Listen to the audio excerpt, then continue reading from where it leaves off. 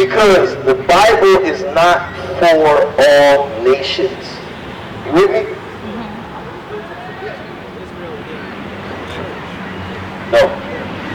I'm going to show you who it was for. Give me Hebrews 8 and 8. So sis, you need to remember, I see you have to go. You have to remember that you're an Israelite, probably from the tribe of Judah, and you need to repent and keep God's commandments. One of God's commandments you should keep today is that a woman must wear a dress and not pants.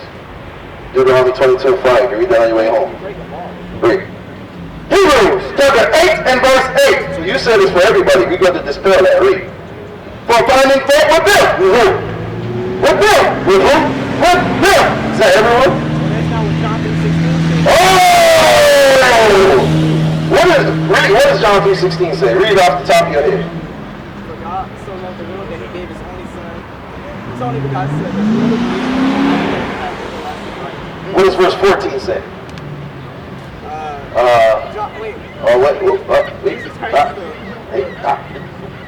The way, the truth, and the light. That's not what verse 14 says. You know why you don't know what verse 14 says?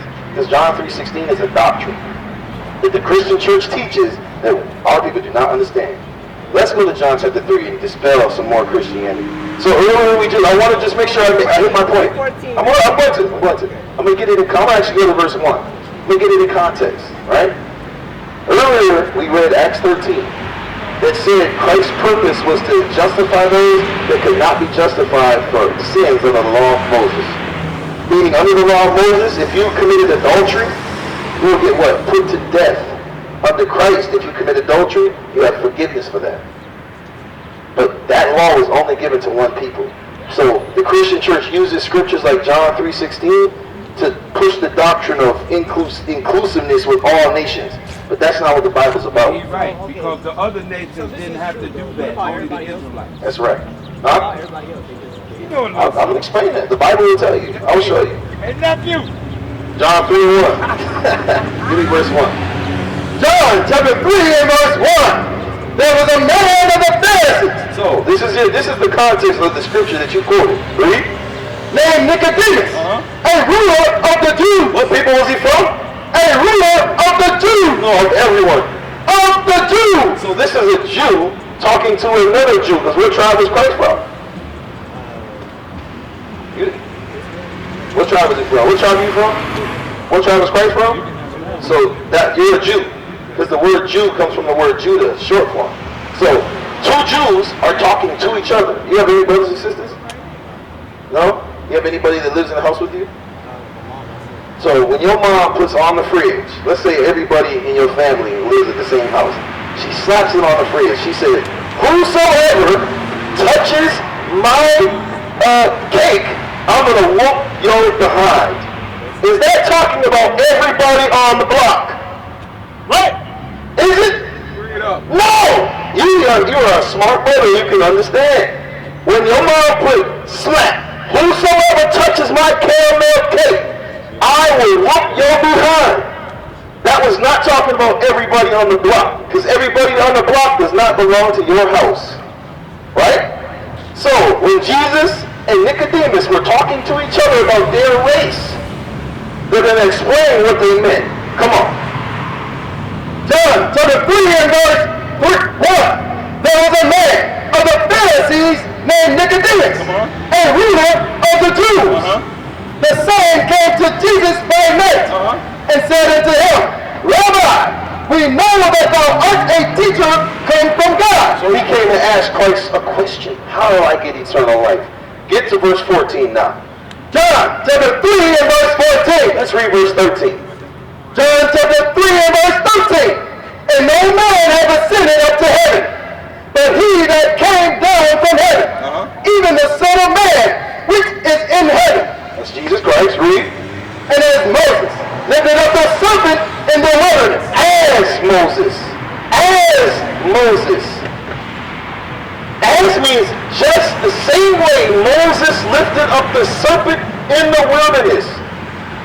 The same way. So why did Moses lift up the serpent in the wilderness? You know? Say that. You don't know, right?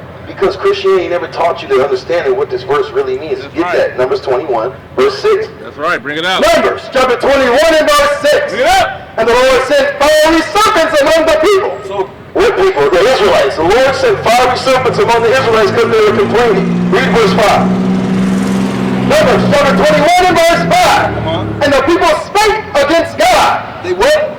Spake against God. They were complaining about God. Come on. And against Moses. Read. Wherefore have you brought us up out of Egypt to die in the wilderness? Man, they brought me out of Egypt so I can die out here, man. They're complaining like black people do, right? For there is no bread, neither is there any water. Come on. And our soul opened this light bread. Read. And the Lord sent fiery serpents among the people. So because they were complaining, God sent some poisonous snakes among them to judge them. Read. And they bit the people. Come on. And much people of Israel died. And what? Much people of Israel died. No, much people of the entire earth. And much people of Israel died. So when it said, as Moses lifted up the serpent in the wilderness, so must the Son of Man be lifted up. So when did Moses lift the serpent up? Read.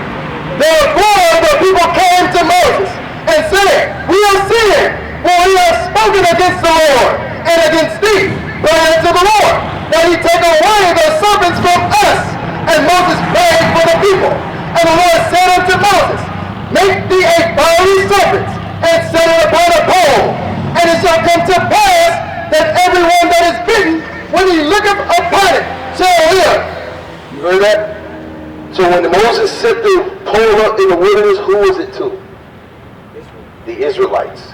So when go back to John chapter 3. So when they looked on the pole that had the fiery serpents, they were saved from that poison. So just the same way, read it, 14. John chapter 3 and verse 14. And as Moses lifted up the serpent in the wilderness, even so must the Son of Man be lifted up. What does it mean to be lifted up like the fiery serpent?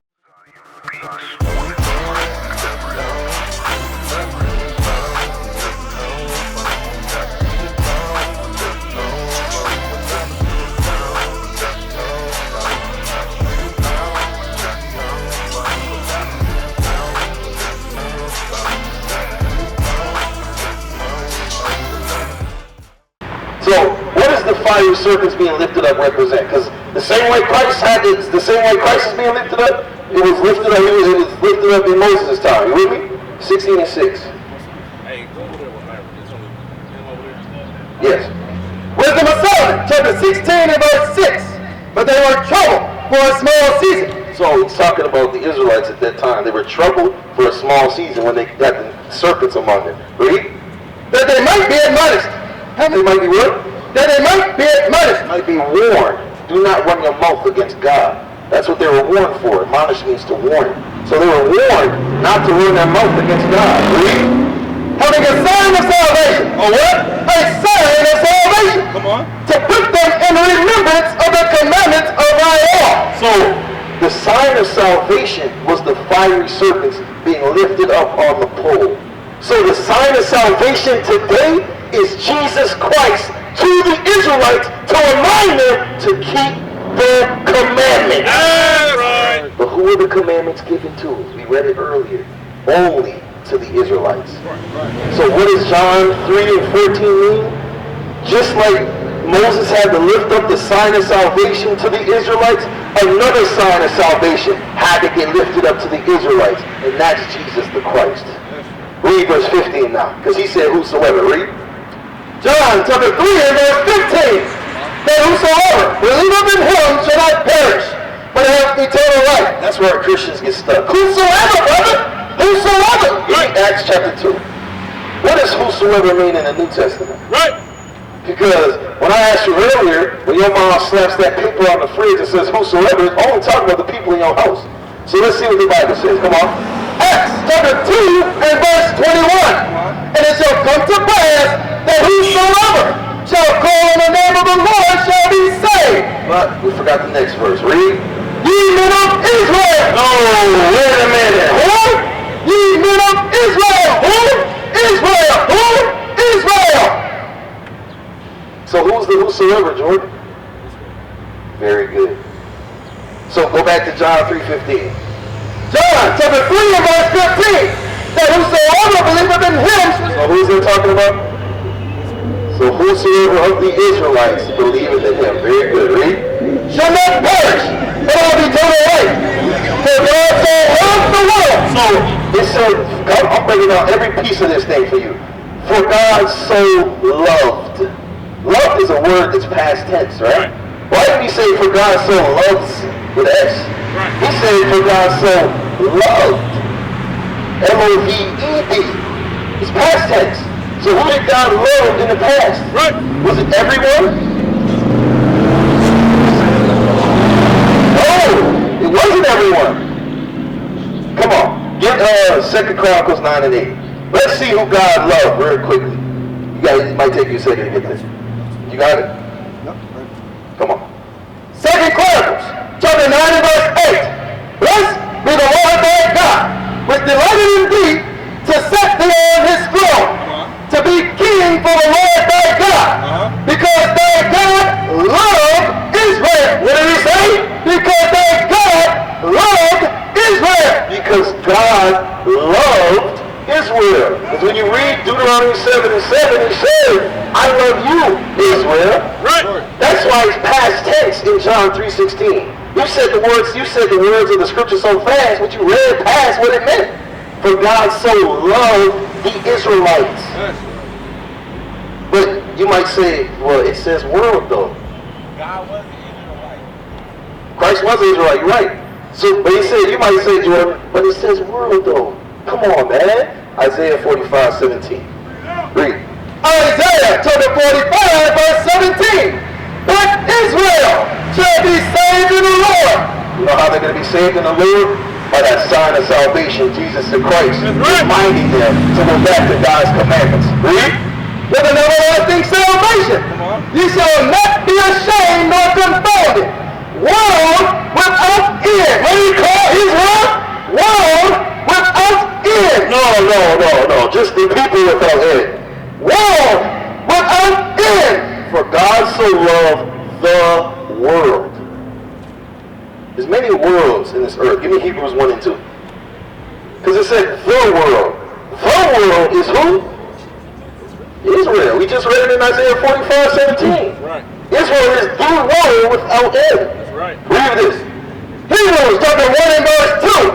Having these last days spoken unto us by his Son, whom he hath appointed heir of all things, by whom also he made the worlds. The what?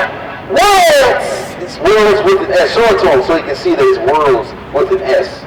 Why is there an S on that? Worlds is plural. You see it? So what is he talking about? Give me John 18:20. You know? No. Worlds. So you watch sports? If you're a part of that, you're a part of the sports world. Right? See that? If you love the dolphins that jump in the sea, and you love to go see sea world. It's a world is just who you are and the things that you encompass. So the world is the Israelites. Just like there's a sports world, a sea world, the medical world. There's different worlds on the earth. It's just who you're a part of. So this is talking about the people that are a part of the world of Israel. We used to scream black power while Heron was pushed. But at the end of the day, nothing's in vain. IUIC has been given a vision. The tents of Judah has risen. Many has attempted the mission, minor murmuring, omitting, and missing the mark. Just reading that he had the flame of fire in his eyes gave us the spark. We on Paul's mission. We out on the road, purple and gold, from Mexico, Cuba, Haiti, Ghana, Sierra Leone. 144,000 boots banging, concrete crackling. These are our men repented at heart. The scriptures is proof. IUIC, we deliver the truth.